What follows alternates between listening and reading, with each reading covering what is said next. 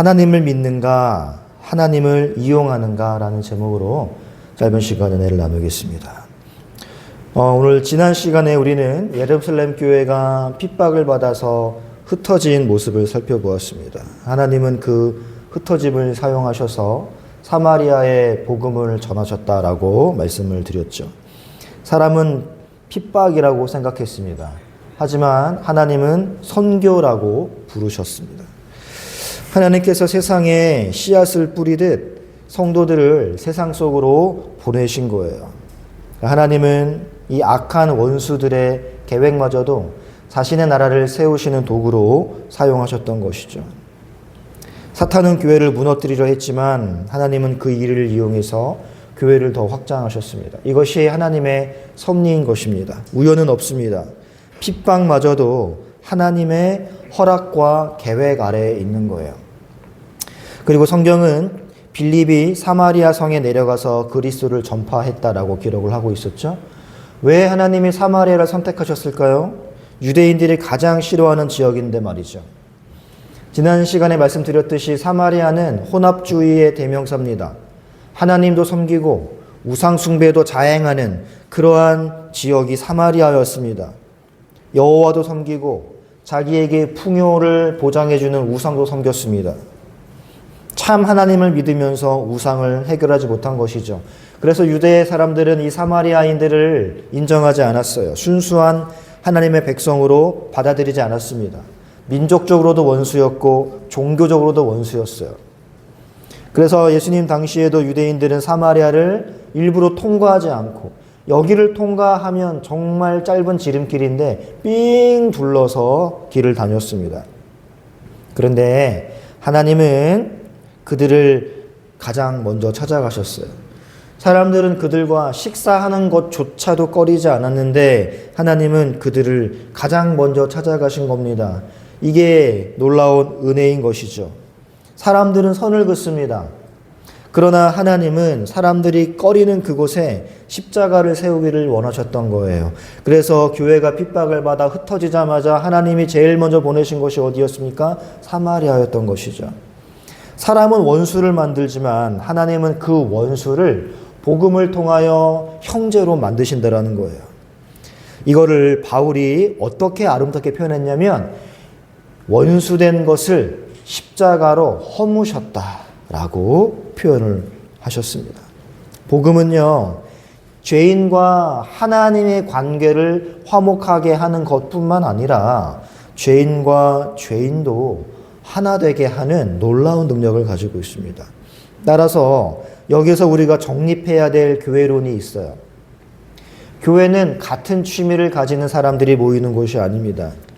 같은 은혜를 받은 사람이 모이는 거예요. 내 취향에 저 사람은 내 스타일이 아닐 수 있어요. 하는 말, 행동 거지 마음에 안 들 수 있습니다. 이게 달라도 돼요. 같은 은혜를 받은 사람이면 족합니다. 이게 교회예요. 자, 오늘 본문 5절을 보십시오. 8장 5절입니다. 지난 본문이죠. 빌립이 사마리아 성에 내려가 그리스도를 백성에게 전파했다라고 이야기합니다. 성경에 기록되기를 빌립이 병을 고쳤다 먼저 말하지 않았습니다. 귀신을 쫓아냈다 먼저 말하지 않았습니다. 제일 먼저 한 게 뭡니까? 그리스도를 전한 거예요. 여기서 전하다가 왕의 칙령 선포라고 제가 말씀드렸죠. 전령은 자기의 의견을 말하지 않습니다. 자기의 경험을 간증하는 게 아니에요. 왕의 말을 그대로 전달하는 겁니다. 빌립도 마찬가지예요. 자기의 철학을 말하지 않았고 자기 경험을 간증한 게 아니고 자기의 성공담을 들려준 게 아닙니다. 오직 그리스도를 선포했어요. 이게 복음입니다. 오늘날 교회가 가장 경계해야 할 게 바로 이거예요. 설교가 사람 중심으로 흘러가는 것을 경계해야 됩니다. 행복해지는 방법, 성공하는 비결, 부자가 되는 원리. 이러한 내용이 설교의 중심이 되어서는 결단코 안 돼요. 설교의 중심은 언제나 예수 그리스도가 되어야 합니다. 설교는요, 그리스도께서 자기 백성에게 말씀하시는 수단이에요. 이제 직접 계시는 종결되었습니다. 환상을 통하여 꿈에 찾아와서 환청을 통하여 말씀하던 시대는 지났어요. 오직 성경과 설교를 통해서 말씀하십니다. 그러므로 참된 설교는 사람을 웃기거나 눈물 나게 하거나 감동시키는 설교가 아니라 이 그리스도의 메시지를 가감 없이 올바르게 해석해서 전달하는 것이 설교가 되어야 되는 거예요. 자, 오늘 본문입니다. 이제 6절부터 8절을 보시면 세 가지 변화가 나타나요. 자, 6절 보시면 무리가 빌립의 말도 듣고 행하는 표적도 보고 한 마음으로 그가 하는 말을 따랐다라고 이야기하고요. 7절에는 많은 사람에게 붙었던 귀신이 떠나가고 중풍병자, 못 걷는 사람이 나았고 그랬더니 8절에 그 성에 큰 기쁨이 있다라고 이야기하고 있죠. 세 가지 현상이 나타났습니다. 첫 번째, 귀신이 떠났어요. 두 번째, 병든 사람이 고침을 받았습니다. 세 번째, 그 성에 큰 기쁨이 있었습니다. 근데 우리가 순서를 잘 봐야 돼요.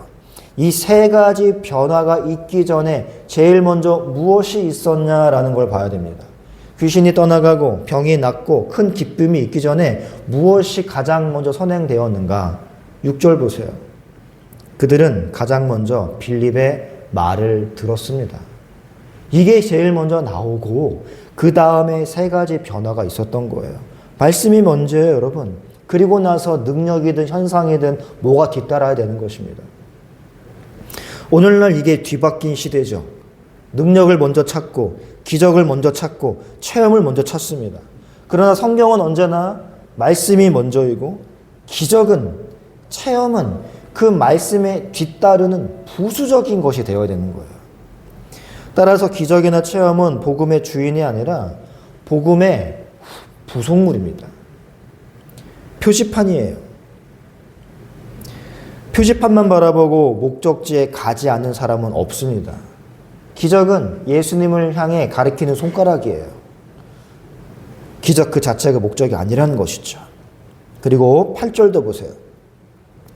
그 성에 큰 기쁨이 있더라 라고 기록은 하고 있지만 사실 누가는 이 큰 기적보다 큰 기쁨을 강조하는 거예요. 왜 그렇습니까? 기적보다 더 큰 하나님의 선물이 있기 때문입니다. 바로 복음을 듣고 얻게 되는 죄사함이죠. 그래서 기뻐하는 거예요. 하나님과 화목하는 것입니다. 영원한 생명을 얻는 것입니다. 이게 누가가 강조하는 거예요.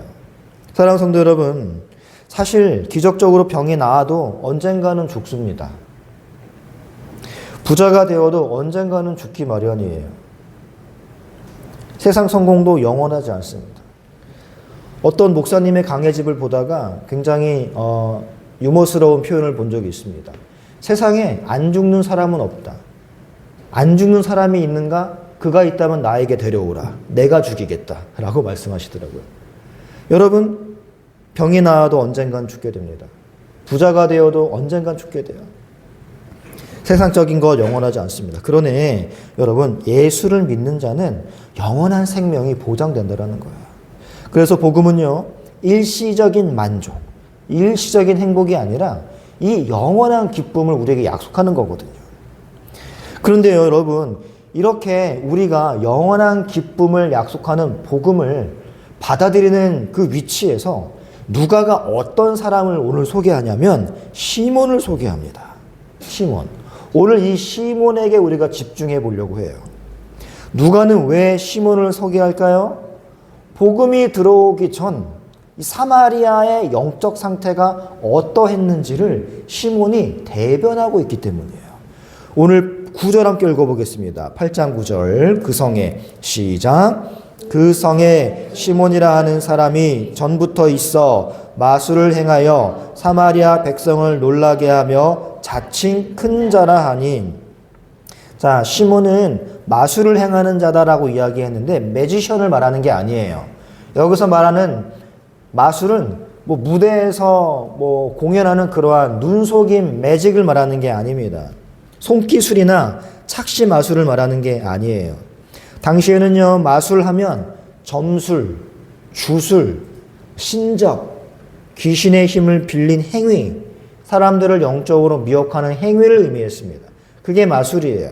다시 말해서 마술이란 종교를 이용하여 사람에게 신비한 현상을 일으키고 그 사람을 지배하고 조종하는 행위가 다 마술이에요. 본문은 이렇게 말합니다. 낮은 사람부터 높은 사람까지 다 청종했다. 남녀노소 다 시몬을 따라다닌 거예요. 와, 신기하다, 신기하다 이러면서. 그들은 말씀보다 신비한 체험을 더 좋아했던 사람들입니다. 이게 사마리아의 영적 상태였어요. 이걸 뜯어고치려고 빌립을 보내신 거고, 이걸 뜯어고치려고 이 사마리아의 영적 상태를 가장 잘 대변하는 시몬을 만나게 하시는 겁니다. 그들은 하나님을 섬겨요. 하지만 혼합주의로 우상도 함께 섬깁니다. 그런데 그 혼합주의 속에는 늘 있는 게 뭐냐? 기적과 신비한 체험이에요. 그래서 그들은 기적을 일으키는 시몬을 보고 뭐라고 말했느냐? 10절 보시면 하나님의 능력이다라고 이야기했습니다. 여러분, 오늘날 수많은 이단과 잘못된 교회에서 이 목사를 신성시하는 걸 얼마나 많이 봅니까? 시몬이 그랬던 사람이에요. 시몬의 행하는 마술적 능력을 보고 하나님의 능력이라고 칭송했다니까요. 이게 바로 혼합주의의 특징입니다. 혼합주의의 대명사 사마리아의 안에 혼합주의로 사람을 미혹하는 시몬이 있었던 것이죠.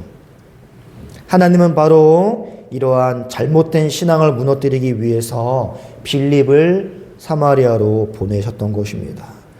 열왕기 하에서 시작된 혼합주의는 예수님 시대까지도 계속 이어졌고 오늘 본문에까지도 사라지지 않고 팽배해 있으며 오늘날 21세기 교회에도 침식해 있습니다. 사라지지 않아요. 우리가 정말로 경계해야 됩니다. 겉으로는 하나님을 말하지만 실제로는 신비주의와 주술적인 사고방식에 사로잡혀 있는 교회가 굉장히 많습니다. 그래서 우리가 경계해야 돼요. 여러분, 성경은요, 신기한 것을 믿으라 라고 우리에게 종용하는 게 아니라 성경은요, 진리를 믿으라 라고 우리에게 강력하게 권하고 있습니다. 어떤 사람은 기도원에 갔더니 신비한 체험을 했다. 어떤 사람에게 기도를 받았더니 미래를 맞춰주더라. 이상한 현상을 경험했다. 이런 이야기에 쉽게 마음을 빼앗깁니다. 그런데요, 이런 현상이 있을 수도 있고 없을 수도 있어요. 그때 우리는 항상 물어야 돼요. 그래, 그 현상이 과연 그리스도를 높이는가? 그 현상이 과연 우리가 믿는 복음을 더 분명하게 확증하는가? 그 현상이 과연 나로 하여금 그리스도를 더 닮아가게 만드는가? 이걸 놓고 우리는 분별해야 되는 겁니다. 참된 신앙은요, 체험이 아니라 말씀 위에 세워진다는 걸 꼭 기억하시기 바라요. 그래서 개혁교회가 언제나 오직 성경을 외치는 이유가 여기 있는 겁니다. 체험은 사람마다 다를 수 있어요. 사람의 경험은 절대적이지 않습니다. 그리고 사람의 기억도 정확하지 않습니다. 법정에서 증언하는 사람의 기억도 자기 딴에는 정확하겠지만 왜곡이 굉장히 심하다라는 연구 결과도 있어요. 그리고 똑같은 제품인데 어떤 제품은 위아래로 움직이고 어떤 제품은 좌우로 움직이는 거. 제가 전에 말씀드린 적이 있었죠. 위아래로 움직이는 제품을 봤을 때 그 사람은 이 제품에 대해 긍정적 마음이 생긴다는 거예요. 그래서 구매 욕구가 커진다는 겁니다. 똑같은 제품인데 좌우로 움직이는 걸 본 사람은 고개를 도리도리 저으면서 나도 모르게 부정적인 인식이 생긴다는 거예요. 내 마음의 인식과 내 의지와 내 기억, 상황에 따라 얼마든지 조작되고 왜곡될 수 있다는 거예요. 특히 임사체험을 한 사람들이 여기저기 돌아다니면서 간증도 하고 책도 쓰고 했습니다. 절대적으로 신뢰하시면 안 돼요. 옛날에 부흥 강사들이 많이 인용했던 개털모자 장로라는 그 이야기 아십니까? 개털모자?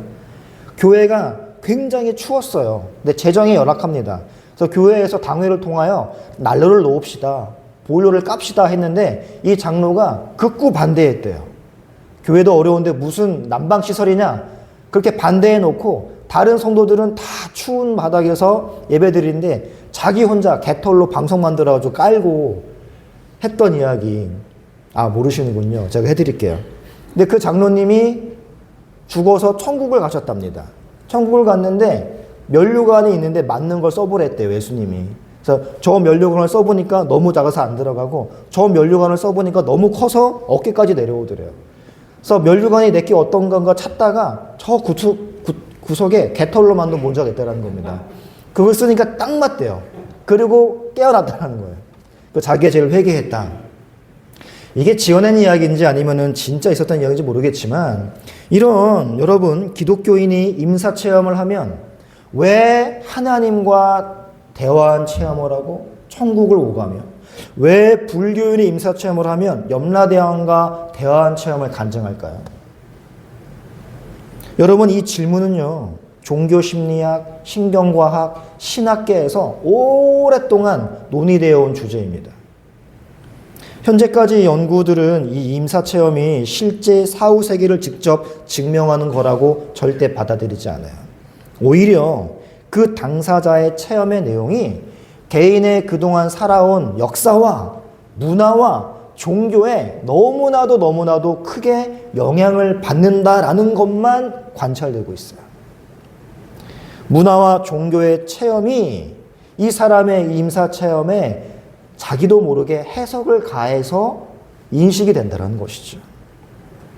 불교인은 염라대왕이나 보살을 만나고, 힌두교인은 힌두교 신이나 죽은 조상을 만났다라고 말하는 사례가 굉장히 많죠. 기독교인은 하나님을 만나고, 비슷한 경험을 자신의 종교적 세계관으로 해석되는 것입니다. 그래서 개혁주의를 비롯한 전통적인 건강한 기독교 신학은요, 임사체험을 신앙의 근거로 절대 삼지 않습니다. 그 이유는 성경은 우리의 믿음과 신앙의 기준이 개인의 체험이 아니라 하나님의 말씀이라고 가르치고 있기 때문입니다. 또한 사탄도 자신을 광명한 천사로 가장할 수 있다라고 성경이 경고하기 있기 때문입니다. 그리고 개인의 체험은 오류가 있지만 성경은 변하지 않는 하나님의 절대적인 계시이기 때문에 그래요. 그래서 우리가 말씀 위에 서야 되는 이유인 것입니다. 말씀이 우리의 기준이 되어야 돼요. 이제 오늘 본문의 중심으로 가보겠습니다. 빌립의 전도를 듣고 많은 사람이 예수를 믿었어요. 흥미롭게도 성경은 시몬도 예외가 아니었다라고 이야기합니다. 13절 함께 읽어보겠습니다. 8장 13절 시작. 시몬도 믿고 전심으로 빌립을 따라다니며 그 나타나는 표정과 큰 능력을 보고 놀라니. 네, 여러분 누가가 오늘 13절을 통해서 보여주려는 핵심은요, 복음은 받아들였지만 여전히 이전의 사고방식을 버리지 못한 사람의 모습을 보여주고 싶어하는 것입니다. 혼합주의죠. 바로 시몬이에요.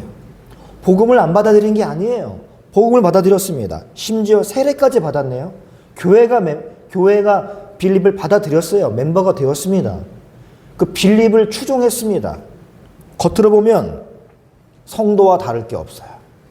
그런데 이 시몬에게는 아직도 옛 사람이 살아 있습니다. 이게 누가가 강조하고자 하는 중요한 교훈이에요. 여러분, 사람은 교회에 오는 것으로 끝나면 안 돼요. 복음을 듣는 것으로 끝나면 안 됩니다. 세례를 받는 것으로 끝나면 안 돼요. 마음이 새로워지고 이전 것을 버려야 돼요. 성경은 그걸 요구하는 겁니다. 바울은요, 자신이 쓴 서신서에서 마음을 새롭게 함으로 변화를 받으라라고 촉구하고 있습니다. 성령은요, 우리의 행동만 바꾸는 게 아니고, 자리만 바꾸는 게 아니고, 생각하는 방식까지, 삶의 가치관까지 바꿉니다.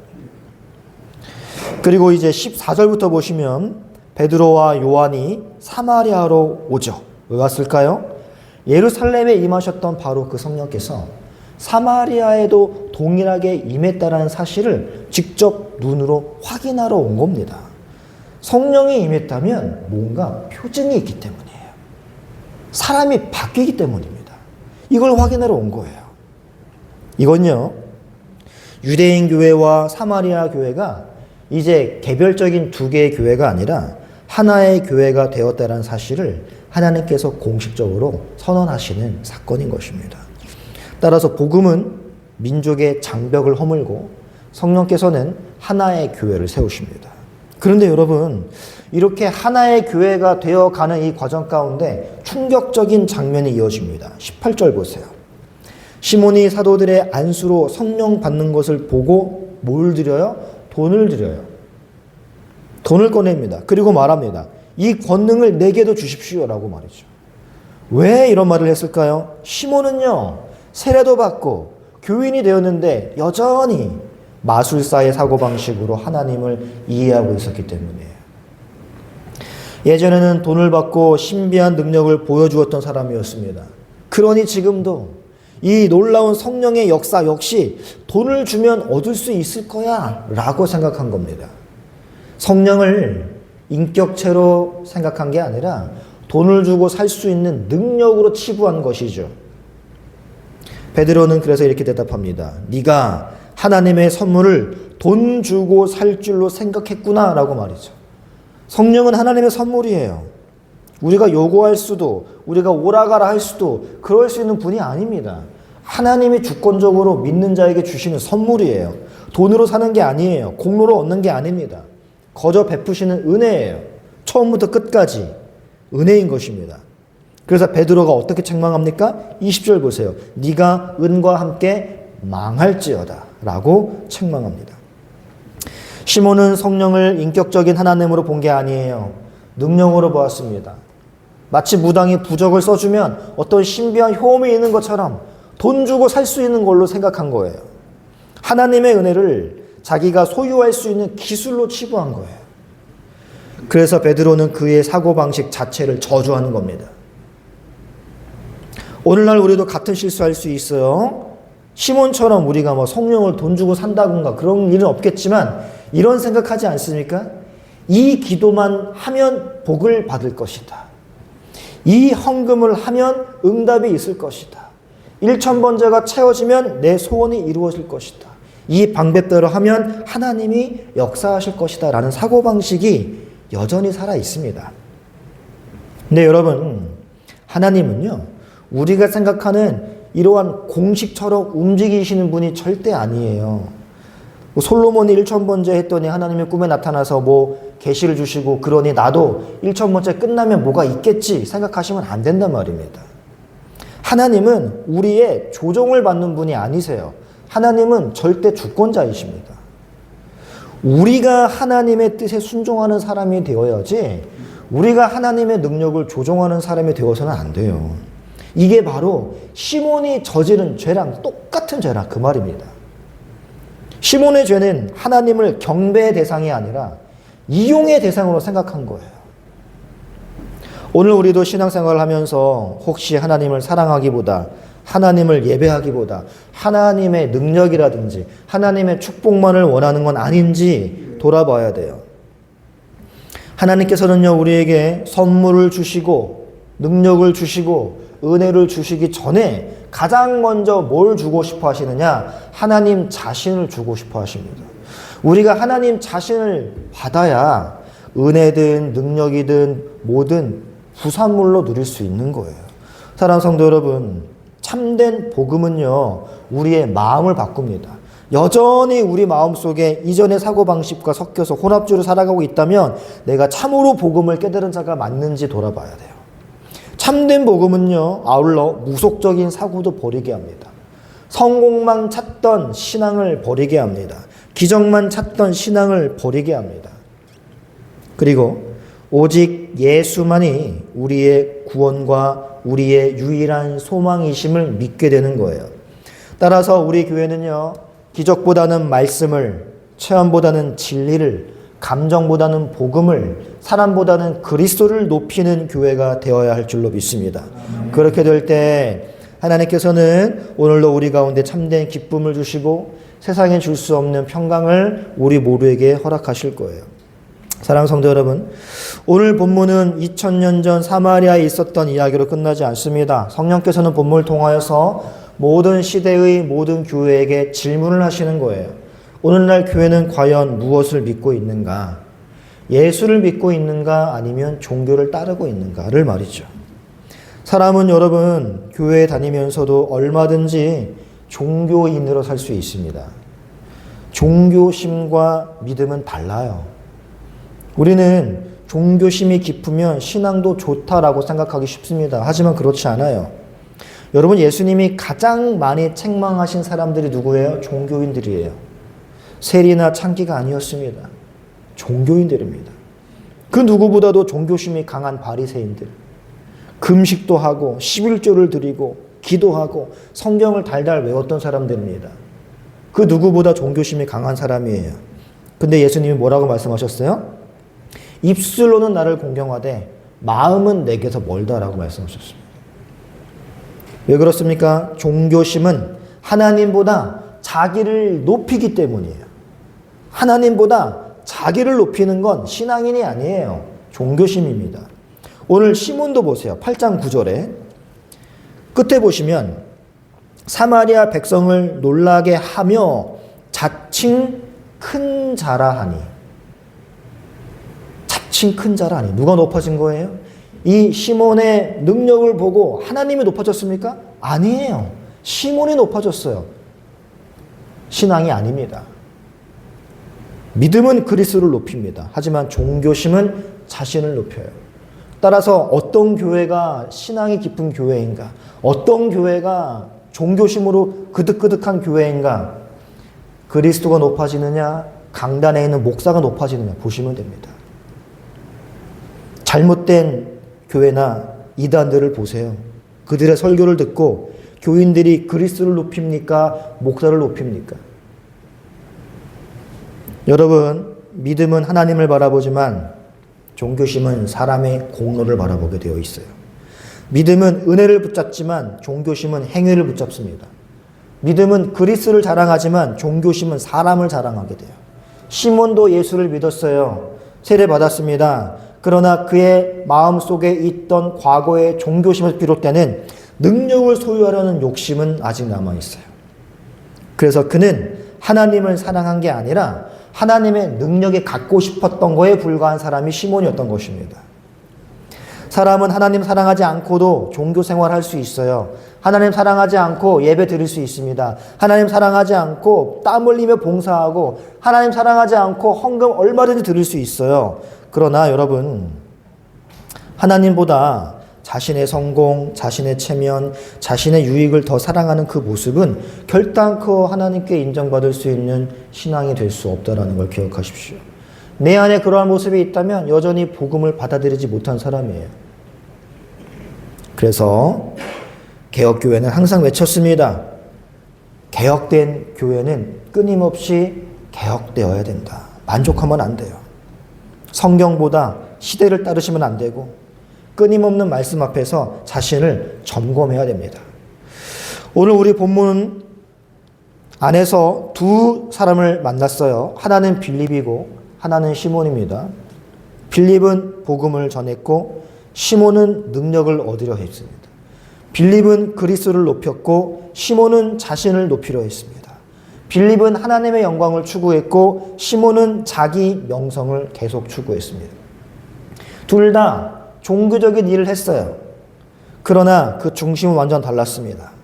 사랑하는 성도 여러분, 복음이 사람에게 들어가면 그 사람은 변하게 되어 있어요.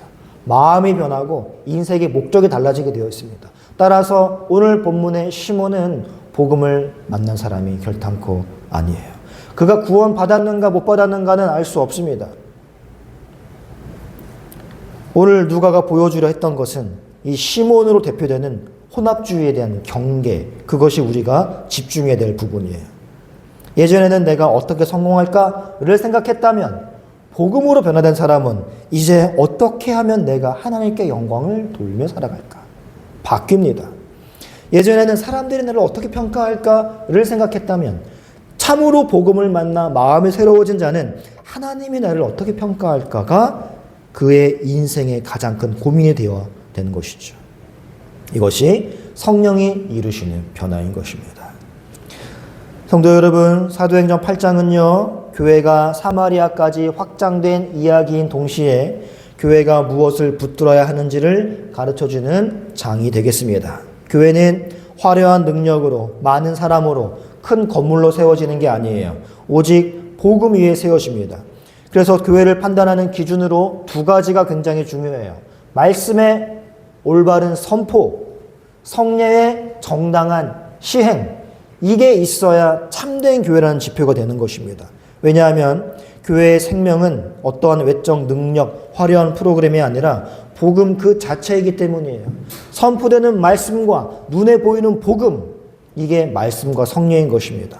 오늘 말씀을 마무리하면서 이거를 기억하시기 바랍니다. 복음은요, 혼합주의를 굉장히 극도로 경계합니다. 복음 안에 혼합주의는 만날 자리가 없어요. 그게 허물어져야 돼요. 오직 예수 그리스도만 바라보게 하는 것이 복음인 것입니다.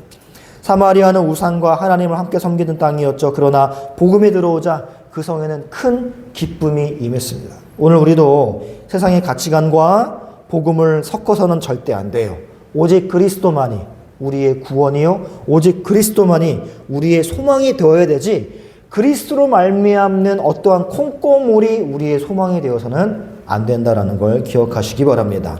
그래서 여러분 언제나 말씀으로 자신을 점검하시고, 시몬은 교회 안으로 들어왔지만 옛 사고방식을 버리지 못했습니다. 우리 안에도 이러한 마음이 있지 않는지 말씀을 통해서 우리가 늘 점검해야 돼요. 그래서 나는 하나님을 사랑하는 사람인가?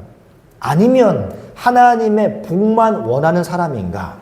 이거를 면밀하게 살펴보아야 돼요. 사랑하는 성도 여러분, 우리는 복음 중심으로 세워지는 교회가 되기 위해서 노력하는 공동체가 되시기를 축복합니다. 세상적인 사고방식 다 쳐내고 오직 복음이 가라는 곳으로 가고, 복음이 띠라는 색깔을 띠고, 복음이 우리에게 행하라는 것을 계획할 수 있는 우리 모두가 되기를 말씀으로 축복합니다. 찬양하고 함께 기도하겠습니다.